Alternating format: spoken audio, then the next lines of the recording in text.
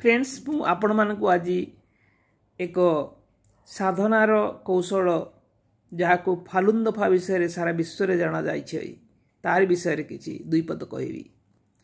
Falun दफा हूँ गौतम बुद्धों द्वारा करा जाउथुवा किछि योग पद्धति किछि अंश मात्र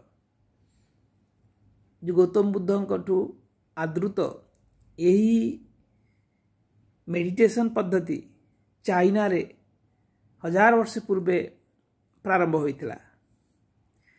सेतेबेले जने गुरु तार शिष्य को शिखाउतिला एवं से शिष्य परवर्ती काल रे तांकर शिष्य मान को शिखाउतिले। एभेला भाबरे फालुन दफार विकास होइतिला। किंतु 1992 मसीह रे मास्टर ली हंगजी नामक जने शिष्य से जितेबेले गुरुपदेश देवाकू बाहरिले सी मनस्थ कले जे एटा आमे सर्वसाधारण यदि दे परिबा ताले विशेष भावे सबु लोक मानकू यार उपकार मिल पारिबो।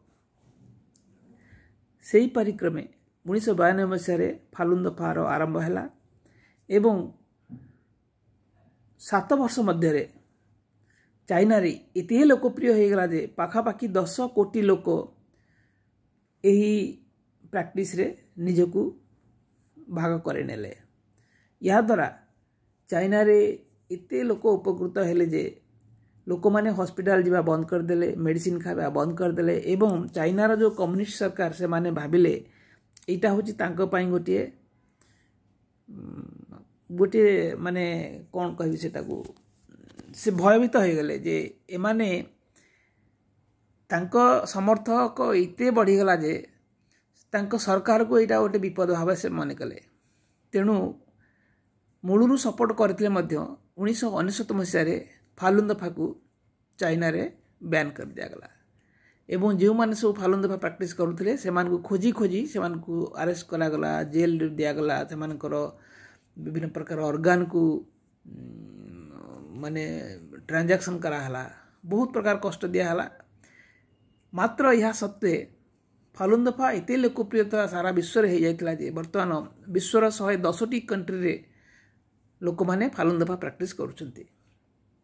मु मध्य 2019 मसीह फालुन दफा प्रैक्टिस करे आउ ए फालुन दफा प्रैक्टिसटा विशेषतः तीनोटी प्रैक्टिस आउ 5टी एक्सरसाइज ऊपर आधारित। प्रैक्टिस तीनोटी हैला सत्यता, करुणा एवं सहिष्णुता। सत्य, करुणा एवं सहिष्णुता आकु आमे निज जीवन रे सबु बेले जेते संभव आमे ताकू प्रैक्टिस करिवा। तापरे 5टी एक्सरसाइज अछि, बहुत सिंपल एक्सरसाइज, 4टी स्टैंडिंग एक्सरसाइज एवं गोटे होछि सिटिंग एक्सरसाइज। ए एक्सरसाइज जदि आपण करिवे आपणकर mind will be completely different. आपणकर बॉडी रो कंपोजिशन मध्य पूरा बदल जिवो एवं ए विश्व ब्रह्मांड रु आमे शक्ति आहरण करी आम निज देश रे निज देह रे से शक्ति को संचारण करी आमे किपरि ता द्वारा एक भल प्रैक्टिस रो भल जीवन रो आमे निर्वाह करि परिबा एवं हमर ज्ञान रो उदय हेबो। तार जो माने अभिज्ञता जो माने करूछंती से माने निश्चित भार तार सुफल पाई पारुछंती। मु आ बेसी किछि कहया को चाहुनी। एटा गुटे मोर छोटिया फालुन दफा ऊपर मोर गोटे छोटिया जस्ट एक इनफॉर्मेटिव वीडियो मात्र। आपण माने ए वीडियोटी को देखंतु। जदि आपन को भल लागे ताले मो सहित जोगाजोग करिवे। मु निश्चित भाव आपन को सहायक हेबी एई फालुन दफा ऊपर ज्यादा अधिक सूचना देवा पई एवं आपन को किमिति आपन फालुन दफा शिखि पारिवे मु तार समस्त विषय आपन को जणाई देबी।